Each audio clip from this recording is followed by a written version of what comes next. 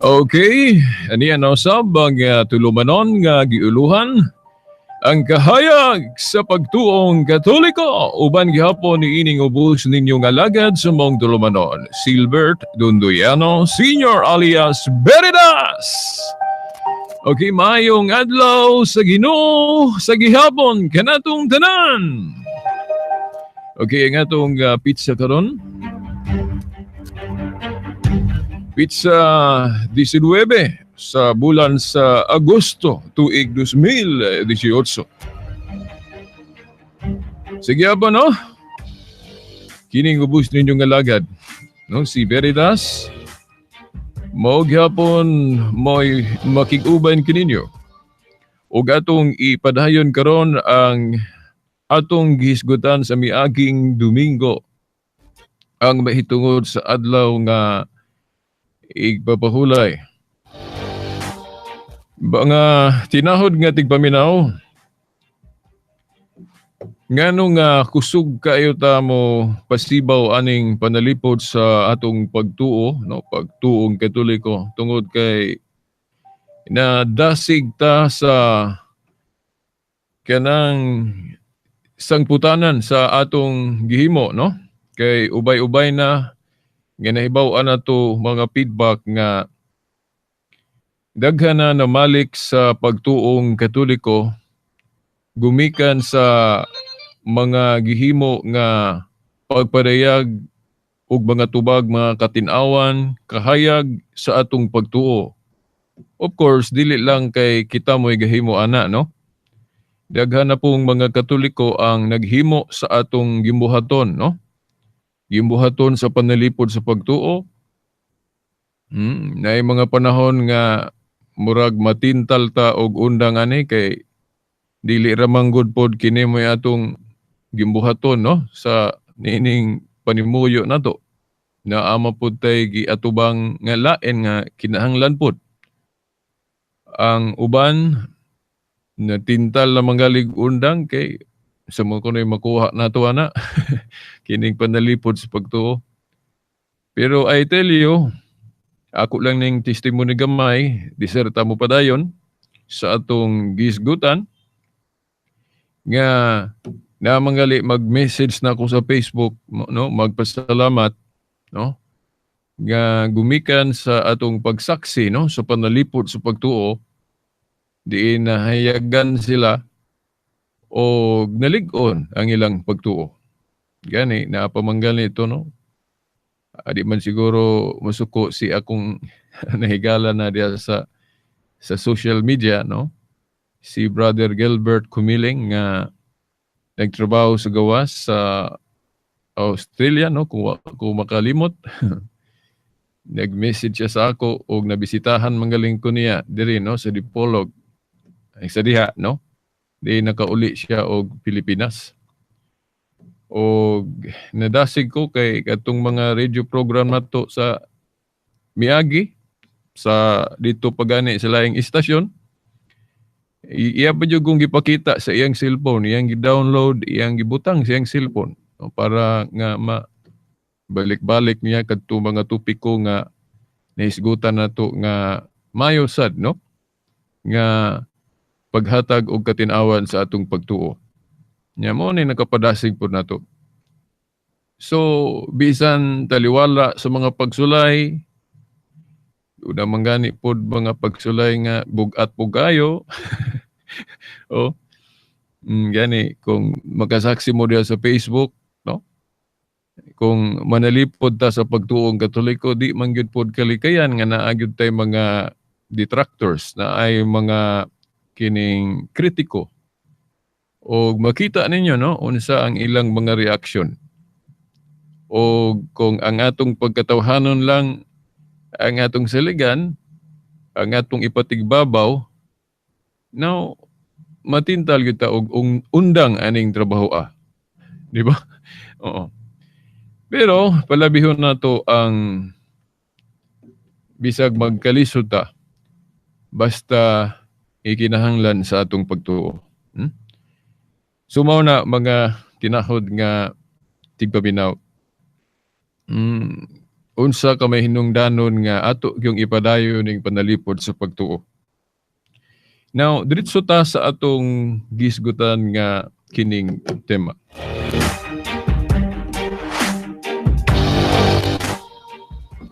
Sa ako nang giingon sa miagi natong Sibya, dili ko kapasangil sa mga igsuon natong Seventh-day Adventist nga kung nasayop man sila ni ining ilang pagsabot o interpretation mahitungod sa adlong igpapahulay, dili ko kapasangil nila nga ilan ang gituyo.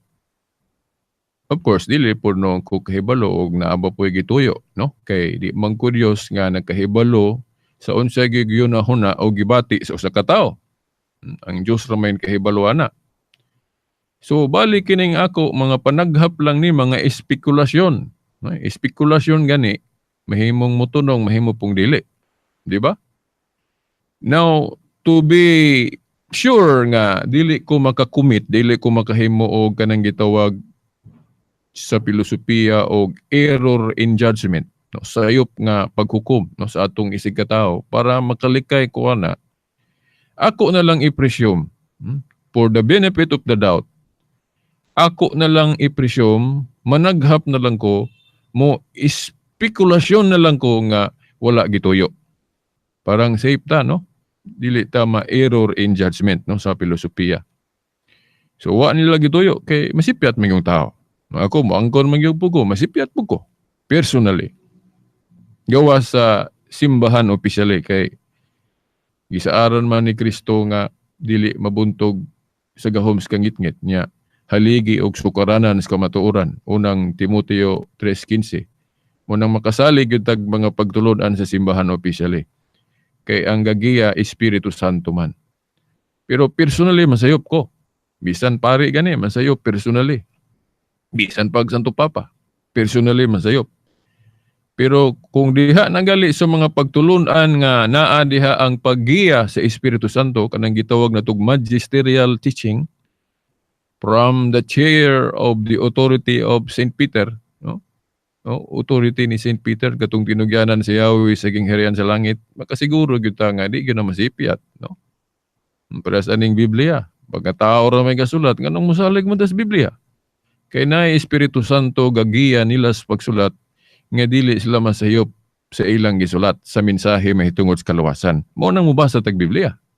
Di ba? Now ako moingon lang ko nga wala gituyo sa mga Seventh-day Adventist sa ilang sayop niya ng interpretation nila sa Sabat o igpapahulay, no?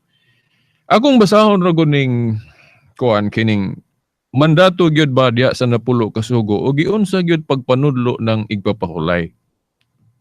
Nga atong ipamatuod ninyo nga nasipyat ang mga Seventh-day Adventist. Kung maingon ta kinsa man diay ga unaan ng grupo sa Seventh-day Adventist, si Ellen White, no? Nya itong 1863, no?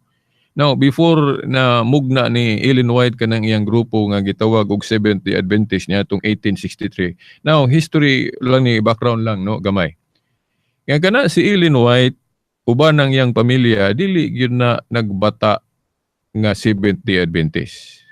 membro na ang iyang pamilya sa kanang gitawag na to Protestante nga Methodist. Na kung ato una-hunaon Protestant Methodist, dili na Sabadista. Malagmit Domingo po na ilang day of worship. Parehas Katoliko. Kay Protestante gikan mas Katoliko. Nya ila raman pong gihapong giapil ng Domingo nga Lord's Day sa Protestante. So before ni Ellen White nahimo na iyang tinuhuan nga Seventh-day Adventist, Domingista gyud na sila, dili na sila Sabadista. Kay Methodist mo na sila. So mao na mga tinahod nga tigpaminaw. Unya anong nahimo man na siyang Sabadista si Ellen White nga Domingista manunda na, no? Now mo nang mubasa tag history anang Seventh-day Adventist. Now naamanggali mga referensya nga kanang Seventh-day Adventist ang founder gud ana si William Miller. Pero ang virtual gyud nga founder ana si kung mao ba to?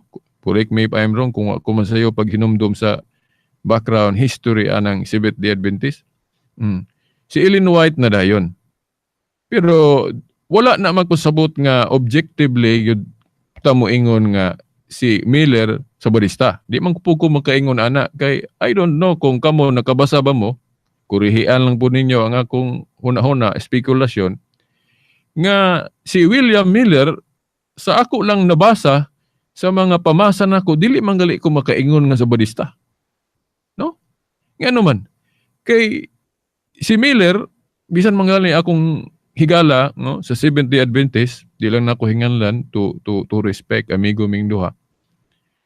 Hibalo manggali siya nga si William Miller usa ka Baptist. Kung ba ko masayop no Baptist. So kung mayong kag Baptist, duha man ka klaseng Baptist na man po sa Sabadista hinoon, na po'y dili Domingista. Di ba? So if Domingista to si William Miller, so magaingon ta nga dili to siya gyud Sabadista. Now, ngano mang kini si Ellen White nakasabadista man gyud ang iyang tinuhuan. Now, sa istorya god nga sa dihang Methodist ning pamilya ni Ellen White na-influence sila ni Miller nga kanang gitawag og Millerites. Kay bisag Baptist na si Miller magtudo-tulo mo siya iya muhubad-hubad man po siya iyang interpretations Biblia. Nya very strange po magtagna-tagna po siya. O nya nakatagna man na siya gula matuman. No? Nagtagda man si Miller og tagna nga wala matuman. Di nangabugnaw ang iyang mga sakop gali na faction man gali to. Na atoy laing grupo nga murag Seventh-day gihapon Sabadista ang ilang kuan pero lahi pod ang kang Ellen White. No.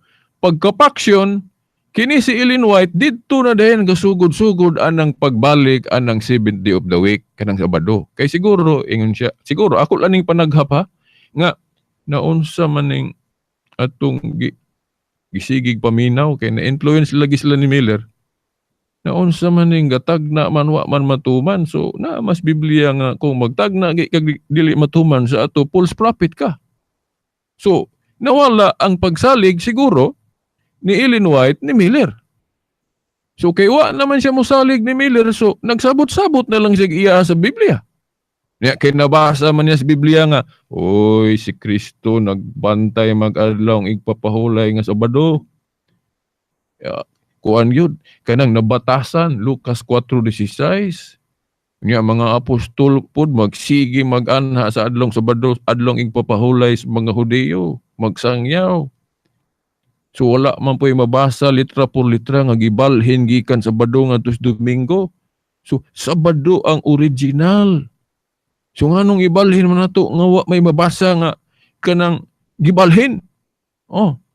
So mo nang para attractive po ang iyang pagtudlo kay murag parang makapatuo siya mga tao mo nang gibalik niya ng Sabado.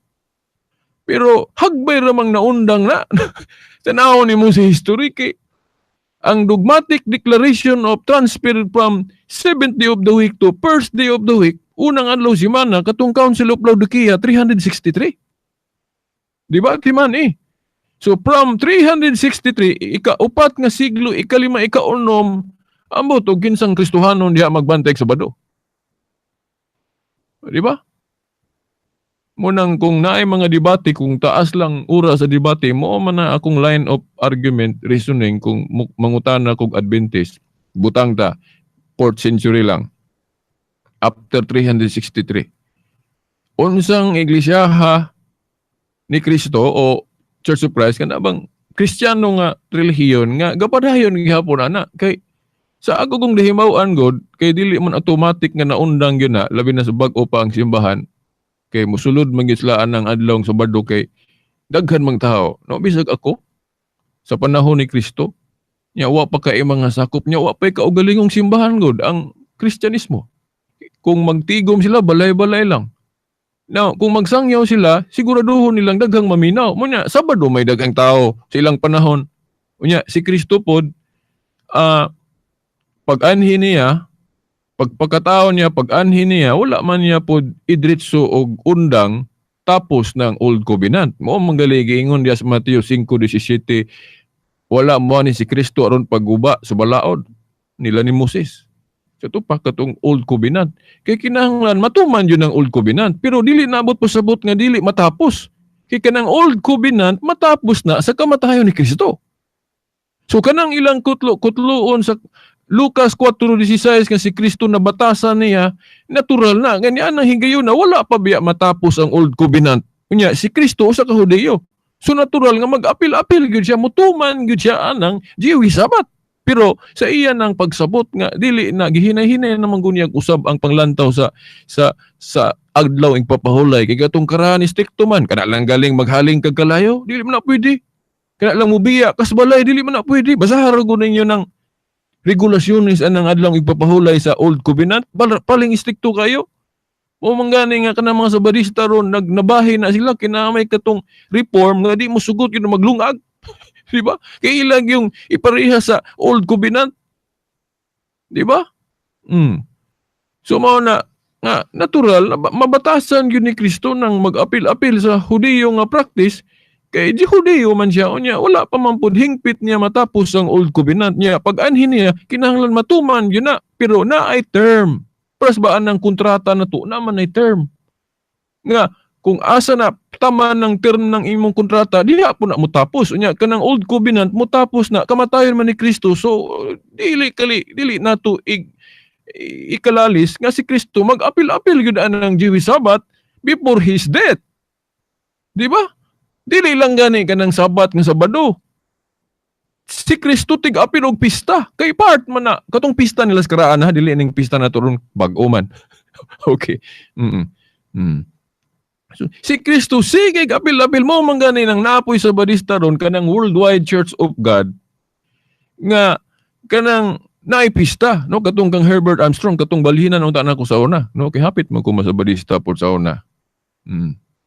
Wa pa ko kasabot sa Katoliko, pero dili nang kang Illinois, katong kang Herbert Armstrong, no? Umuingon tag, bansayon yun ng mga Jewish practice, mas pabor ko atong kang Armstrong, dili nang kang Illinois, kay kanang ang Illinois good, burag nabahin man na iya. Half Hudiyo, half Christian. Dili ba yun pure Christian.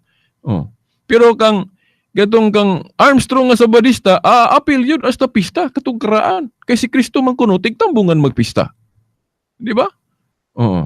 So, mao na, dili ikatinga nga si Kristo, mutuman yun, labi na wa pa siya mamatay, iyag yung tumano na kay ang termino sa Old Covenant, taman man sa iyang kamatayon. Pero wala na magpasabot nga dili na matapos. Kay kung dili matapos ng pagbansay ni Kristo sa mga Jewish practice katong pistang karaan o kanang mag-apil siya sa Sabado, sa Jewish Sabbath, kung dili na matapos na, unsaon pag-reconcile ana nga kinahanglan matapos yun na. Kay naa na po'y New Covenant. Na unsaon pag sugod sa New Covenant kung mupadayon gyapon si Kristo ana. Of course, wa naman na kay katumang galing pagkabanhaw niya, ambot og napabay record nga mag-anaan siya nga moapil sa Jewish Sabbath. No, katong pagkabanhaw ni Kristo, magpakita man galing siya Domingo. Usually. Di ba? Kung ano man na.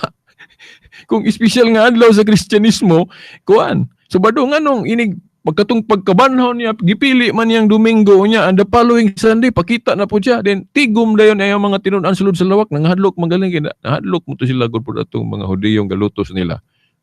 Galutos. Oh. Unya para gali nako ang tinuoray nga Kristiyano nga tigom kadtong magtigom sila sa balay ra kay walay mga naipon nga mga Parisiyo ato. Na ba to? Oh. Gatong nagtigom sila sa balay lang gani Domingo pagkabanhaw ni Kristo. Paggabi ba to? Mo to'y tinuod nga tigom Kristiyano kayo ay nasagol nga mga supakirong Hudiyo. Di ba? Whereas kung moapil sila anang tigom nga Sabado sa kuan adlong ipapahulay nga Sabado na magsagol, magdebate pagani niya makaingon man galing ko labi na diya sa buhat 17:1, 2, 18:4 sa buhat. Kung moapil silang San Pablo o Jewish Sabbath makaingon man galing ko nga dili man na simba na iyang gibuhat ya kay sige magdebate. Tanawa ra gud basahan ng buhat 17:1, 2. Kada adlaw igpapahulay si San Pablo mosulod sinaguga walay din nakiglantugi nya simba nang maglantugi sulod sa simbahan. Mo man na atong hagit sa mga Seventh-day Adventist kung sa Kristiyano nga covenant special nga adlaw ba ng Sabado. Dili unta siya musugot magdebate diya sulod sa sinaguga kung espesyal na nga adlaw. Di ba? So, mao na unya hinoon katong pagka matay ni Kristo sa tapos ng Old Covenant, dili po na automatic nga mawala day na nilang nabatasan nga Sabado. Okay, labi nagwala pa sila masayod nga kinahanglan pagpuli na pod nya bag-o pa gud nagsugod mo nang hinungdan pod nga si Maria og katong uban pang mga kauban niya nagbantay paghapon anang Jewish Sabbath kanang sa Lucas 23 kay nabatasan naman na nila. Pero it does mean nga dili na matapos. Kaya ang Old Covenant tapuson man. Now, mga 3 minutos naman wa pa mangali na ako mabasa tong Exodo. Now ako lang paspason din akong i-expound sa sunod Domingo pohon, no? Ato na lang ning imaraton ni kuha na lang chap-chapon lang nato ni kay dili magsilbi pod og akong dali-dalion, no? Yang pila ra ni ka minutos, no? Ato lang dili lang ako basahon, no? Kay 3 minutos na lang inanin lang. Ang adlaw yung igpapahulay kung ayuhon na tugtuon double element, double essence. Ceremonial o moral. Ang moral gyud sa adlong igpapahulay nga wala gyud tapusa, wala bag-uha, nga sa usa ka semana na gyud di worship. Pwede na tawgon og 7th day after 6 days works. Pero dili na necessarily nga 7th day of the week. Kay sa sugo, diya sa napulo ka sugo, ingon man unom ka adlaw trabaho ikapito pahulay. Dili kay ikapito ka adlaw semana. That is wrong teaching sa Seventh-day Adventist. Natunong lang nga ang ilang 7th day mo trabaho sila una Domingo, unang adlaw semana mo nang ilang ikapito 7th day of the week. Pero ang Sabat yo dili necessary gyud nga 7th day of the week. Now, katong Jewish Encyclopedia ako lang i-plus ninyo ha. Jewish Encyclopedia Volume 10 page 604. Ang ikapito ka adlaw nagpasabot sa usa ka adlaw nga mosunod human sa unom ka nagsunod-sunod nga adlaw. Samtang ang ikapito ka adlaw mao ang igpapahulay. Dili ingon nga ikapito ka adlaw semana. That is pag-usub na sa doktrina sa igpapahulay kung imog yung idritso og 7th day of the week. No, dili. Ingon na samtang ang ikapito ka adlaw mao ang adlong igpapahulay. Walay piho sa adlaw sa semanang gipasabot. Jewish Encyclopedia Volume 10 page 604. Sumaw na. So ang Sabat yun adlong igpapahulay, ikapito na siya human sa unom ka adlaw sunod-sunod nga trabaho. Na mo na moral essence of the law. Unya, diri sa New Covenant labi na sa atong panahon karon motunong man po ng Domingo ana. Kay ang unang adlaw sa trabaho nato Domingo man, so ikapito. Domingo, so I'm sorry. Ang unang adlaw sa trabaho na to, Lunes man, mao nang ikapito, patukma sa balaod, Domingo. Kana galing Sabado sa atong panahon ron, wala pa na, dili pa na ikapito. So, para nako kanang 7th day Adventist, sa ato ng pag-recon karon kay ang unang adlaw na to sa trabaho, Lunes man, ang 7th day Adventist, dili tinuod 7th day Adventist, kulang. 6th day Adventist na sila. So, kung i-appeal na to sa tinuod nga katawhan sa atong panahon karon, Ang 7th day, ang tinuod 7th-day Adventist, Katoliko. Kay 6th-day Adventist man na sila. Di ba? Kung ibase na to sa atong panahon karon, no? Mga tinahod nga tigpaminaw. Now, ang ilang style para makaakit silag mga tao, ilang ipasabot gyud nga pag ingong 7th day of the week gyud. Mao bitaw katong debate na mo sa akong higala, nagdala siya kanang Hubbard's Biblia nga paraphrasing nga gibutangan jud itog 7th day of the week, pero wa ko mosugot ato kay paraphrasing to. Ang paraphrasing mahimong masayop, mahimong dili, di ba? Kay sa original dili man gyud 7th day of the week. Wa naman ko igong panahon, sorry kay nahanging ha. So ipadayon nato ni sunod Domingo pohon, no. Kay wa pa man gyud ta mahuman ani, no, mga tinahod nga tigpaminaw.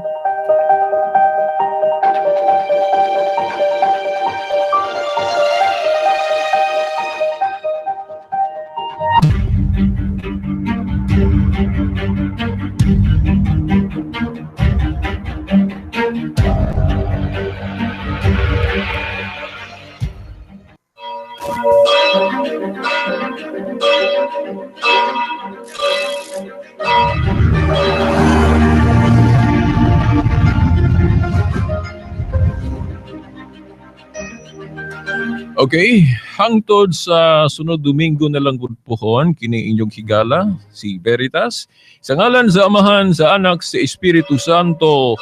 Amen.